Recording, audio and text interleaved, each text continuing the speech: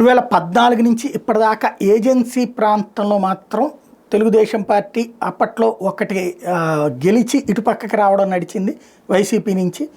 ఒక్క అతను గెలిచినతన్ని చంపేసినటువంటి సంఘటన చోటు చేసుకుంది.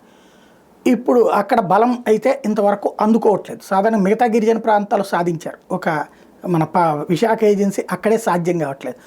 అయితే ఇప్పుడు అక్కడ వైఎస్ఆర్ కాంగ్రెస్ పార్టీ స్ట్రాంగ్గా ఉండడం, వాళ్ళు కొత్తగా ఒక పాయింట్ తీసుకొచ్చారు. మన కోర్టు ఇచ్చినటువంటి ఆదేశాల కారణంగా ఉమ్మడి రాష్ట్రంలో ఇచ్చినటువంటి జీవో నెంబర్ 3 ప్రకారం గిరిజన ప్రాంతాల్లోని పాఠాలు చెప్పాల్సింది లోకల్గా గిరిజనులైనటువంటి టీచర్లే అన్నటువంటి దాన్ని కోర్టు కొట్టేసింది.